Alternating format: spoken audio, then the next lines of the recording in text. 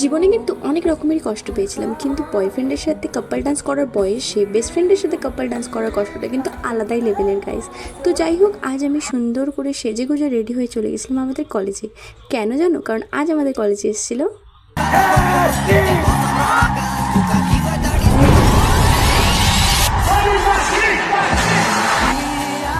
তো গাইস, এখানে দেখো অ্যাশকে দেখার জন্য কত ভিড়। আমি ভাবছিলাম সারা বছর এই স্টুডেন্টরা কোথায় থাকে, আজকে অ্যাশ কিংকে দেখার জন্য সবাই চলে এসছে। তো যাই হোক, অ্যাশ কিংয়ের কিন্তু এখানে লাইভ পারফরমেন্স শুরু হয়ে গেছিলো, আর আমরা দেখো এখানে পাগলের মতো ডান্স করাও শুরু করে দিয়েছিলাম।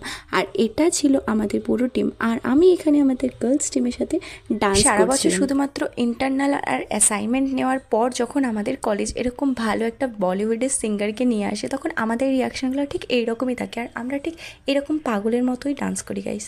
তো কি ভাবছো এখানে আমরা এত শান্ত কেন? তো চলো আমাদের আসল ভয়েসটা শোনো।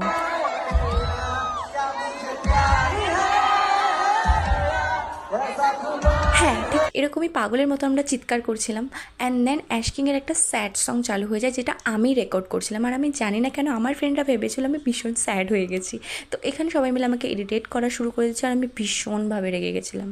অ্যান্ড দেন আমার ফ্রেন্ড আমাকে নিয়ে কাপল ডান্স করা শুরু করে দিয়েছিল, বিকজ আমি তো জন্মগত সিঙ্গেল, আর আশেপাশে সবাই কাপল ডান্স করছিল। তো যাই হোক গাইস, এভাবেই আমি আমার ফেসাসটা কাটাই। আর আমার কিন্তু অ্যাশকিংয়ের ফেভারিট সং হচ্ছে এটা।